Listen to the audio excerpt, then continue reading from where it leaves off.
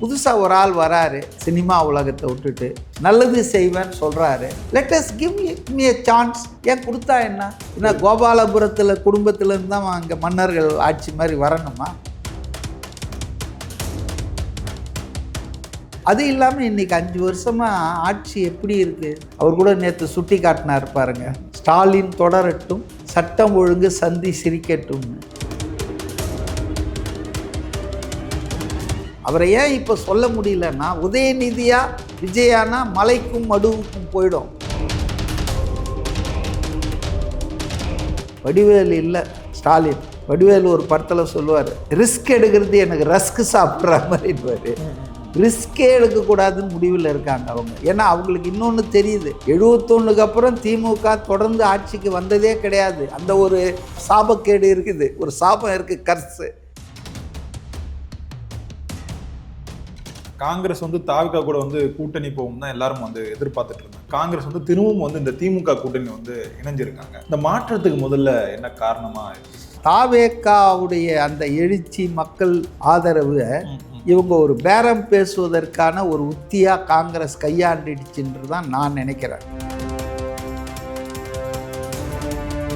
ஆனால் காங்கிரஸ் ரொம்ப உஷாரான பார்ட்டியாக என்ன பண்ணிட்டாங்கன்னா, விஜயனுடைய அந்த எழுச்சியை சாதகமாக பயன்படுத்தி 3 எக்ஸ்ட்ரா வாங்கிட்டாங்க. இது அவங்களுக்கு வெற்றி தானே?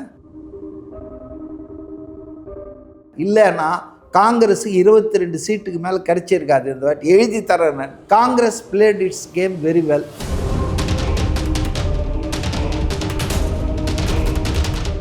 சம்மர் வந்தாச்சு. What's your plan for this holiday?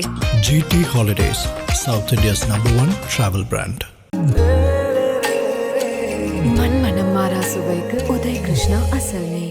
இப்போது புதிய அறிமுகம் ஆச்சி ஹோட்டல் சாம்பார் 50 கிராம் ரூபாய் 20 மட்டுமே. மக்களை அன்பு வணக்கம். இன்று நமது சிறப்பு நேர்காணலில் நம்முடன் இருப்பவர் அரசியல் விமர்சகர் திரு CK மதிவண்ணன் சார் அவர்கள். சார் வணக்கம்.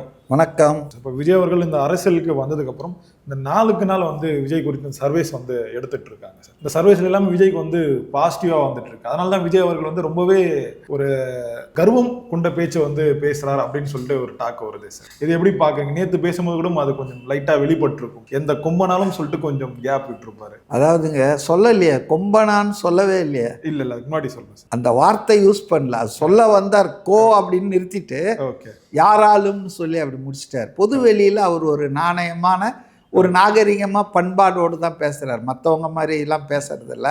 எவனோ வந்துட்டான், புதுசாக வந்தவன்லாம் முதல்வரே பேசுகிறார், ஒருமையில். அந்த மாதிரி பேசலை. என்னுடைய அண்டர்ஸ்டாண்டிங் என்னன்னா, இன்னைக்கு லெவலில் 3 அணிகள் மும்முரமாக களத்தில் மோதிக்கிட்டு இருக்காங்க. மோரார்லெஸ் ஈக்குவலாக தான் இருக்காங்க இன்னைய கட்டத்தில். ஆனால் விஜய்க்கு அவர் ஆட்சியில் இல்லாததால், இதுவரையில் அதிகாரத்தில் இருந்து எந்த தவறுக்கும் ஆளாகாததால, இளைஞர்கள் பெண்கள் ஆதரவு அபரிமிதமாக இருக்கிறதால அவருக்கு ஒரு எட்ஜ் வருதுங்க. இவங்க 21 கட்சி கூட்டணி வச்சாலும் சரிங்க, இவர் 8 கட்சி கூட்டணி வச்சாலும் சரிங்க, எந்த கட்சியோட கூட்டணி இது வரைக்கும் வரலன்னா கூட தனியா விஜய் என்றவர் இஸ் ஈக்குவல் டு 21-8 ஒரு ஆள். அப்போ அவருக்கு பெருகும் செல்வாக்கு என்பது நீங்கள் கைப்புண்ணுக்கு கண்ணாடி தேவையான்ற மாதிரி சர்வே எடுத்து தான் பார்க்கணும்ல. நீங்கள் ஜனங்க கிட்ட போய் பேசினாலே உங்களுக்கு தெரியும். ஒரு மாற்றம் வேணும்னு மக்கள் உண்மையாக விரும்புகிறாங்க. ஏன்னா இந்த 2 கட்சி தான் மாறி மாறி ஆட்சி பண்ணாமா 30 வருஷம் போதுமே. இவங்களுக்கு கொடுத்த வாய்ப்பு. புதுசாக ஒரு ஆள் வராரு சினிமா உலகத்தை விட்டுட்டு, அதாவது ரொம்ப வசதி மிக்க, வாய்ப்பு மிக்க, 100-200 கோடி சம்பாதிக்கிற ஒரு பிஸ்னஸை விட்டுட்டு வராரு. 51 வயசுல வராரு, நல்லது செய்வேன்னு சொல்றாரு. Let us give me a chance. ஏன் கொடுத்தா என்ன கோபாலபுரத்தில் குடும்பத்திலேருந்து தான் அங்கே மன்னர்கள் ஆட்சி மாதிரி வரணுமா? அதெல்லாம் ஒன்றும் இல்லையா அப்படின்னு சாதாரண மக்கள் பேச ஆரம்பிச்சிட்டாங்க. அது இல்லாமல் இன்னைக்கு 5 வருஷமாக ஆட்சி எப்படி இருக்கு? அவர் கூட நேற்று சுட்டி காட்டினார் பாருங்க, ஸ்டாலின் தொடரட்டும், சட்டம் ஒழுங்கு சந்தி சிரிக்கட்டும்னு. அது எவ்வளோ பெரிய வால்யூமை பேசுது. ஒரு லைன் யாரோ ஒருத்தர் போட்டிருக்காரு, அது விஜய் போட்டதா சொல்ல, ஒரு நண்பர் தான் சொன்னாரு. அது எவ்வளோ பெரிய வார்த்தைகளை பேசுது பார்த்தீங்களா? இன்னொரு ட்ரிக்ஸ் அதில் இருக்கு. ஸ்டாலின் தொடரட்டும், தமிழ்நாடு வெல்லட்டும்ன்றது தான் ஒரிஜினல் கோஷம். தமிழ்நாடு வெல்லணும்னா ஸ்டாலின் தொடரணுமா? அப்போ உதயநிதி வந்தா, முதல்ல எனக்கு திமுகவில் ஆட்சிக்கு வந்த அத்தைக்கு மீச முளைச்சா கூட never be the chief minister Stalin once again, Udhayanidhi தான் ஆக்குவாங்க. அவரை ஏன் இப்போ சொல்ல முடியலன்னா, உதயநிதியா விஜயானா மலைக்கும் மடுவுக்கும் போயிடும். அதனால பேலன்ஸ் பண்றதுக்காக இப்ப ஸ்டாலினை சொல்லிட்டு இருக்காங்கன்னு தான் நான் நினைக்கிறேன். ரெண்டாவது, ஸ்டாலின் தொடரட்டும் தமிழ்நாடு வெல்லட்டும்னா டிஎம்கே இஸ் ஈக்குவல் டு தமிழ்நாடா? திமுக வெல்லட்டும் சொல்லியிருக்கலாம் நீங்க, ஆனா கவர்மெண்ட் காசுல விளம்பரம் போட முடியாது இல்ல. அதனால வந்துங்க, என்னை பொறுத்த வரைக்கும் ஒஸ்ட் கேஸ் சொல்றேன் நான், சர்வேலாம் விடுங்க. ஒஸ்ட் கேஸ் என்னன்னா 1952 அப்புறம் 2026 எந்த கட்சிக்கும் அறுதி பெரும்பான்மை கிடைக்காத தொங்கு சட்டமன்றம் உருவாகிற வாய்ப்பு அதிகமா இருக்குங்க. அதுல 3 பேர் சொன்ன, 4வது ஆளை விடுங்க. அந்த 3 பேர்ல முதல் இடத்தில் விஜய் இருப்பார், 2வது இடத்துல திமுக கூட்டணி இருக்கும், 3வது இடத்துல கொஞ்சம் தள்ளி அதிமுக பாஜக கூட்டணி இருக்கும். அதனால தேர்தலுக்கு பிறகு விசித்திரங்கள் ஆச்சரியங்கள்லாம் இருக்கும். ஆட்சி அமைப்பதற்கு யாராவது 2 பேர் சேர்ந்தாதான், 1 3 சேர்ந்தா ஆட்சி அமைக்க முடியும் போது அங்கே பாஜக வந்து பாட்டில் நிற்கும். திமுக கூட சேர்ந்து ஆட்சி அமைக்க முடியாது 1 2 சேர்ந்து. ஏன்னா திமுகவை மக்கள் நிராகரித்திருக்கிறார்கள். அதுதானே அந்த தேர்தல் முடிவு காட்டும். இப்போ நீங்கள் ஆட்சியில் இருக்கீங்க, உங்களுக்கு பெரும்பான்மை கிடைக்கல, குறைவான சீட்டு கிடைக்குது, போன வாட்டி வாங்கின 133 இல்லாமல் ஒரு 50 60 வருதுன்னா you have been rejected by the people தானே. அப்போ நீங்கள் ஆட்சிக்கு வரணும்னு முயற்சி பண்ண முடியாது. உங்களை ஆட்சி கட்டலில் ஒருத்தர் உட்கார வைக்க முயற்சி பண்ணால் அது ஜனநாயக விரோதமானது, மக்கள் தீர்ப்புக்கு எதிரானது. அதனால என்னை பொறுத்தவரையில் டைட் ரோப் தான் இருக்கு. அதனால தான் நீங்கள் ஒன்று நல்லா கவனிங்க, எக்ஸ்பீரியன்ஸ்டு டிஎம்கே பார்ட்டி ஏன் காங்கிரஸை வந்து ஒன்றுமே இல்லை, காங்கிரஸ்காரங்க எந்த ஊரில் இருக்காங்க அப்படின்லாம் ரகுபதிலாம் பேசுனாங்க, தளபதி பேசினார்ல அவங்க மதுரை மாவட்ட செயலாளர். அப்போ இது காரணம் என்னன்னா, they don't want to take risk. Vadivelu இல்லை, ஸ்டாலின். வடிவேலு ஒரு படத்தில் சொல்லுவார், ரிஸ்க் எடுக்கிறது எனக்கு ரஸ்க் சாப்பிட்ற மாதிரின்னு. ரிஸ்கே எடுக்கக்கூடாதுன்னு முடிவில் இருக்காங்க அவங்க. ஏன்னா அவங்களுக்கு இன்னொன்று தெரியுது, 71 அப்புறம் திமுக தொடர்ந்து ஆட்சிக்கு வந்ததே கிடையாது. அந்த ஒரு சாபக்கேடு இருக்குது, ஒரு சாபம் இருக்குது, கர்ஸு. இந்த சவுத் ஆப்பிரிக்கா டீம் ஃபைனலில் வந்து தோத்துரும், அந்த மாதிரி ஒரு ஜிங்ஸ் இருக்குது. அதனால் எந்த விதமான இதுவும் இல்லை.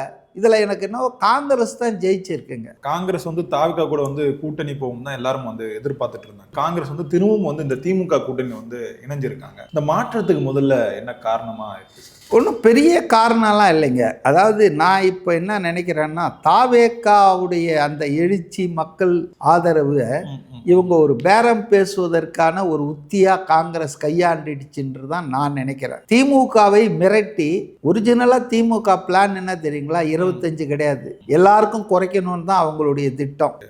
ஏன்னா புதுசாக நிறைய கட்சி பாருங்க, 15 இப்போ 21 இருக்கு, 6 கட்சி அதிகமாக வந்துருக்கு. நமக்கு தெரிஞ்சது பிரேமலதா, அந்த மக்கள் நீதி, தேமுதிக, மக்கள் நீதி மையம், இந்த மாதிரி எஸ்டிபிஐ, இது மாதிரி ஒரு 4-5 கட்சி தெரியுது. இண்டிவிஜுவல்ஸ் இருக்காங்க, இந்த கருணாஸ் மாதிரி 1 மேன் ஆர்மிஸ். அப்போ இவங்களை பொறுத்தவரையில் இவங்களுக்கெல்லாம் சீட்டு கொடுக்கணும்னா யாருக்கும் ஏற்ற முடியாது. திமுக டிஆர் பாலு எடுத்த நிலைப்பாடு, அந்த குழு யாருக்கும் இன்க்ரீஸ் கிடையாது, ஆனால் அட்லீஸ்ட் குறைக்கணும் 1 2. இதை எப்படி நான் சொல்கிறேன்னா, இந்தியன் யூனியன் முஸ்லீம் லீகோட தான் ஃபஸ்ட்டு பேச்சுவார்த்தை நடத்தினாங்க திமுக பேச்சுவார்த்தை குழு அறிவாலயத்தில். அவர் வெளியே வந்து பேசினார், பேராசிரியர் காதர் மொய்தீன். என்ன சொன்னார்னா, போன முறை நாங்கள் 3ல் நின்று 3 தோத்துட்டோம், ஆனால் இந்த முறை நாங்கள் 5 கேட்டிருக்கிறோம், 4வது கிடைக்கும்னு நாங்கள் நினைக்கிறோம், ஆனால் அவங்க 2 தான்றாங்க, 3 2 ஆக்குறாங்க. புரியுதுங்களா? அப்போ யாருக்கும் கூடுதல் சீட்டு கொடுக்க முடியாது, இருப்பதை குறைத்து கொள்ள வேண்டிய கட்டாயம் இருக்குதுன்றது இண்டிகேட் பண்ணிடுச்சு எல்லா கட்சிக்கும். இந்த அழகில் கம்யூனிஸ்டுகள் இரட்டை இலக்கம்ன்றாங்க, திருமாவளவன் இரட்டை இலக்கம்ன்றாரு. புரியுதுங்களா? அப்போ காங்கிரஸுக்கும் குறைப்பதாகத்தான் அவங்க பிளான். 2016 41 சீட்டு போட்டியிட்ட காங்கிரஸை 2021 25 கொண்டு வந்தாங்கல்ல, 16 சீட்டு கீழே இறக்குனாங்க. அப்போ இதில் ஒரு 5-6 சீட்டு இறக்குறது என்ன பெரிய கஷ்டமா? 20 இல்லை 22க்கு மேலே கொடுக்கறது இல்லைன்னு தான் அவங்க முடிவு. ஆனால் காங்கிரஸ் வந்து ரொம்ப உஷாரான பார்ட்டியாக என்ன பண்ணிட்டாங்கன்னா, விஜயனுடைய அந்த எழுச்சியை சாதகமாக பயன்படுத்தி கூச்சல் அதிகமாக போட்டு பார்கெயின் பண்ணி இன்னைக்கு குறைப்பதை தடுத்து விட்டார்கள் என்பது மட்டுமல்ல, 3 எக்ஸ்ட்ரா வாங்கிட்டாங்க, ஒரு ராஜ்யசபா வாங்கிட்டாங்க. இது அவங்களுக்கு வெற்றி தானே. எவ்வளவோ பண்ணாங்க, எவ்வளவோ பேசினாங்க. ஆனால் திமுகவாலையும் அவங்கள விட முடியல, காங்கிரஸை போயிடுங்கன்னு சொல்ல முடியல, காங்கிரஸாலையும் திமுக விட முடியல.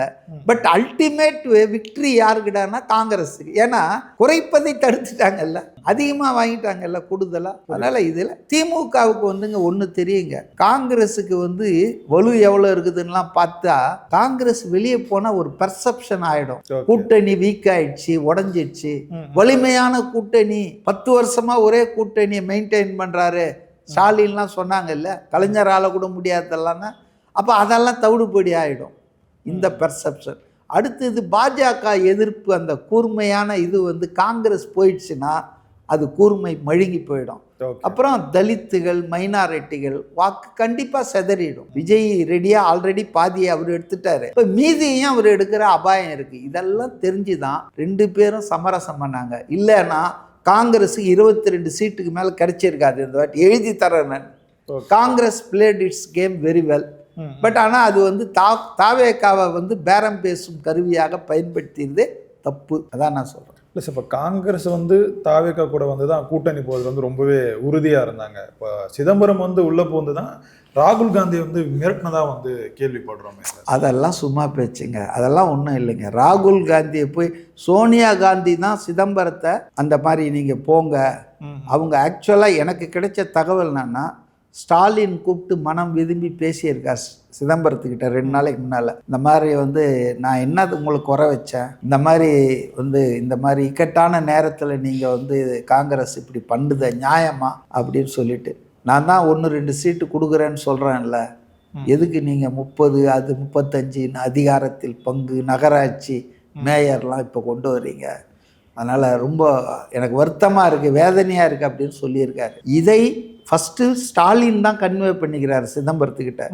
சிதம்பரம் இதை உடனடியாக சோனியா காந்திக்கு இது போல் முதலமைச்சர் வந்து ரொம்ப வருத்தப்படுறாரு, காங்கிரஸ் இந்த மாதிரி எனக்கு நெருக்கடியான நேரத்தில் இக்கட் பண்ணுறாங்க, இது வந்து சீக்கிரம் செட்டில் பண்ணுங்க, எனக்கு இருக்கிற பிரச்சனையெல்லாம் பாருங்க, நிறைய பேர் கொடுக்க வேண்டியிருக்குன்றாரு. அவர் பேசுறதுல நியாயம் இருக்குது, அதனால் நம்ம ரொம்ப இழுக்காமல் முடிச்சிடுறது நல்லது.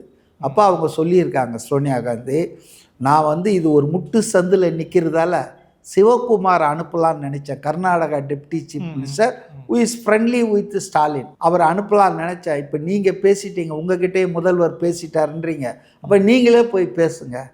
30+2 அவங்க சொன்னது 30+2க்கு செட்டில் பண்ணிக்கலாம், 41 35 வேணாம், நாமளும் இறங்கி வரோம் அப்படின்னு சொல்லிட்டு அப்புறம் தான் அவங்க அன்னைக்கு போய் பேசுகிறாங்க. மத்தியானம் உங்களுக்கு தெரியும், 2 நாளைக்கு முன்னால் சிதம்பரம் வீட்டுக்கு செல்வ பெருந்தகை வந்து பேசிட்டு 2 பேரும் காரில் முதலமைச்சரை சந்தித்து 1 மணி நேரம் பேசினாங்க. அப்போ தான் செட்டில் ஆச்சு. அதாவது இந்த மாதிரி வந்து ஒரு 2-3 கொடுக்குறேன், 27 கொடுக்குறேன், ஃபஸ்ட்டு 27 தான், ஒரு ராஜ்யசபா. ஆனால் அது திரும்பவும் காங்கிரஸ் தலைமைக்கு சிதம்பரம் சொன்ன பிறகு, இல்லை இன்னும் கொஞ்சம் மேலே போங்க, 27 வேண்டாம் போதாதுன்னு அப்புறம் கனிமொழியெலாம் பேசி தான், கனிமொழி டிட் சம் ஹோம்ஒர்க், அப்போ அவங்கெல்லாம் பேசி தான் 28 ஆக்கினாங்க ஃபைனலாக. ஸோ இதில் யாரும் வந்து நாங்கள் வெளியேறிடுவோம் மிரட்டினாரு, சிதம்பரம்லாம் மிரட்டவே முடியாதுங்க. அவருக்கு ராஜ்யசபா முடிய போகுது, அடுத்த வருஷம் அவருக்கு ராஜ்யசபா வந்தாகணும், காங்கிரஸ் நாமினேட் பண்ணோம்ல. அதனால் வந்துங்க இதெல்லாம் இட்டுக்கட்டிய செய்திகள். ஓகே. இல்லை சார், இப்போ விஜய் அவர்கள் வந்து காங்கிரஸ் நம்ம கூட வரும்னு சொல்லிட்டு நம்பிட்டு இருந்தாங்க, இப்போ வராது. இல்லை நம்பிட்டு இருந்தாருன்றது எதை ஆதாரமாக வச்சு சொல்கிறீங்க? நம்ம பர்செப்ஷன் தானே, வெளியே பேசுறது தானே. வந்தால் நல்லா இருக்கும், வந்தால் இன்னும் நல்லா இருக்கும். ஆனால் அவர் தான் ஆரம்பத்துலேருந்தே மக்களோடு கூட்டணிட்டார். அவர் இது வரைக்கும் எந்த கட்சியோடு நாங்கள் பேசுகிறோம், நாங்கள் வந்து கூட்டணி போகிறோம் சொன்னால், கூட்டணிக்கு வந்தால் நல்லது, கூட்டணி வந்தால் தான் நாங்கள் ஜெயிப்போன்னு அவர் ஒரு நாளும் சொல்ல. அதனால் வந்துங்க காங்கிரஸ் வந்து பேக் சேனலில் பேசியிருக்காங்க, அதிகாரப்பூர்வமாக இல்லாமல் பேசியிருக்காங்க. ஆனால் அதெல்லாம் வந்துட்டு விஜய் தான் உங்களுக்கு நான் சொன்னேன்னா, அவர் வந்து கூல் ஹெட்டடாக கேட்டுக்குவார், எல்லாத்தையும் கேட்டுக்கிட்டு அவர் நடந்தால் பார்த்துக்கலான்னு தான் இருந்திருக்காரு. அதனால தான் அவர் வாயிலேருந்து எங்கேயுமே எதுவும் வரல பாருங்க. வந்துதா? நீங்கள் வேற ஆதவ் அர்ஜுனா சொல்லியிருக்கலாம், செங்கோட்டையன் சொல்லியிருக்கலாம், நிர்மல் குமார் சொல்லியிருக்கலாம். ஆனால் ஆனந்த் சாரோ அல்லது விஜய் சாரோ எங்கேயுமே சொன்னது இல்லை. ஸோ அதனால் வந்துங்க என்னை பொறுத்தவரையில் விஜய் நம்ம தனியாகவே போட்டு பார்த்துருவோம். விஜய் அவர்கள் வந்து இந்த ஆட்சியிலும் பங்கு அதிகாரத்திலும் பங்குன்னு சொன்னதுக்கப்புறம் இப்போ வரைக்குமே எந்த ஒரு கட்சியும் வந்து கூட்டணிக்குள்ளே வந்து வரல. ஆனால் இப்போ திமுகவில் வந்து ஆட்சியிலலாம் உங்களுக்கு பங்கு இல்லை அப்படின்ற மாதிரி முன்னாடியே வந்து சொல்லிட்டாங்க. ஆனால் அவங்க கூட வந்து 21 கட்சிகள் வந்து கூட்டணி இருக்காங்க. சரி, சாதாரணமாக கேட்குறேன், ஒரு எஸ்டாப்ளிஷ்டு வேலையில் செய்கிற ஒரு ஆளை விரும்புவாங்களா? ஒரு பெண்ணு வேலை இல்லாமல் படிச்சுட்டு வேலை தேடிட்டு இருக்கிற ஆளை விரும்புவாங்களா? நல்லா வெல் செட்டில்டாக ஒரு சாதாரண விஷயம் சொல்கிறேன். ஒரு பெண்ணின் மனநிலை எப்படி இருக்கும்? பார்க்க சுமாராக இருந்தாலும் நல்ல கை நிறைய சம்பளம் வாங்குறான், செட்டிலாக இருக்கிறான், வீடு பங்களாலாம் வச்சுருக்கான், இவன் கொஞ்சம் அழகாக இருக்கிறான், சின்ன பையன் தான், 2 வயசு கம்மியான இளைஞன் தான், ஆனால் இவனுக்கு வேலை இல்லை, இன்னும் செட்டில் ஆகலை அப்படின்னா ஒரு பெண் எப்படி நினைப்பா? செட்டில்டு ஆனதான் விரும்புவா. அதுபோல் ப்ரூவ்டு கட்சிகள் அதிமுக திமுகலாம், தாவேகா வந்து இன்னும் ப்ரூவ் பண்ணல, மக்கள் ஆதரவு இருக்குது, எட் டு பி ப்ரூவ்டு.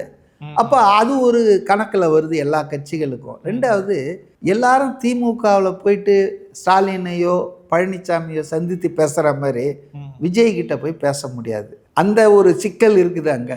அதாவது பர்சனலாக போய் மீட் பண்ணுறதுக்கு ரெஸ்ட்ரிக்ஷன்ஸ் இருக்குது. அவர் வந்து அவ்வளோ இதுவாக வந்து அவங்க யாருக்கிட்டேயும் மூஞ்சி கொடுத்து பேச மாட்டார். அது காரணம் அவர் வந்து வளர்ந்தது பழகிய விதம் அது மாதிரி. அப்போ நீங்கள் வந்து யோசிப்பாங்கல்ல, நாளைக்கு நம்ம போனால் எப்படி ஏதாவது நமக்கு அவமானம் வந்துருமா? இது ஒரு ரீசன். மூணாவது, ஆட்சி அதிகாரத்தில் பங்கு அப்படின்னு அவர் சொல்கிறாரு, நல்லா தான் இருக்கு. ஆனால் ஜெயிக்கணுமே, ஜெயிக்கிறதுக்கு காசு யார் கொடுப்பாங்க? இப்போல்லாம் வந்து கூட்டணியில் சீட்டு மட்டும் இல்லை, தொகுதிக்கு நோட்டு கொடுக்குறாங்க. இதை விஜய் கொடுக்கவே மாட்டார். அவர் தான் தூய்மையான அரசியல் சொல்லிட்டு இருக்காரு. அப்போது விஜயும் யார் ஒன்றாலும் வாங்கன்னு ஸ்டாலின் மாதிரி அண்ணா அறிவாலயத்தை பாஸ் பண்ணி போகிறவங்களாம் இழுத்து போட முடியாது. அவருக்கு ஒரு ஸ்டாண்டர்ட் இருக்குது. ஊழல், இந்த மாதிரி கொலை கொள்ளை இதெல்லாம் இல்லாமல் நல்ல ஆளாக இருந்தால் போதும். அவன் பெரிய பிரபலமாக இல்லைன்னா கூட பரவாயில்ல, சாதாரண ஆளை நிற்க வச்சு, அதான் சொல்கிறார், உங்கள் வீட்டில் இருக்கிற ஒரு விஜய் தான் வேட்பாளர். சாதாரண ஆட்கள் சாமானியர்களை நம்ம ஜெயிக்க வைக்கலாம் மக்கள் ஆதரவோடு. அதுக்கு வந்து நம்ம பெரிய பிரபலஸ்தர்கள், அவர் பேரில் 4 கொலை, ஒரு 5 ரேப் கேஸு, 2 முறை ஜெயிலுக்கு போனவர். இப்போ டிடிவி எல்லாம் ஏன் அவங்க சேர்க்கலை அப்படின்னா இதுதான் ரீசன். இப்போ ஓபிஎஸ் கூட ஃபஸ்ட்டு அவர் தாவேக்கால போகலான்னு தான் நினச்சிட்டு இருந்தார். பட்டு நோ டேக்கர்ஸ். தாவேக்கால வந்து இந்த மாதிரி ஆளுங்கள்லாம், அதாவது கரைப்படிந்த தலைவர்கள் ஆட்சி அதிகாரத்தில் இருந்தப்போ குற்றச்சாட்டுக்கு ஆளானவர்கள் தண்டிக்கப்படாமல் இருக்கலாம், நிரூபிக்கப்படாமல் இருக்கலாம். ஆனால் பப்ளிக் பர்செப்ஷன், இப்போ ஓபிஎஸ் போனதுக்கே என்ன காரணம்னு சொல்கிறாங்க, அரசியல்லாம் ஒன்றும் இல்லை, எக்கனாமிக் ரீசன் தான். அவருடைய ஒரு பெருந்தொகை ஊழல்ல அடித்து வச்ச தொகை வந்து ஒரு பில்டர்கிட்ட போய் கொடுத்து வச்சிருக்காரு.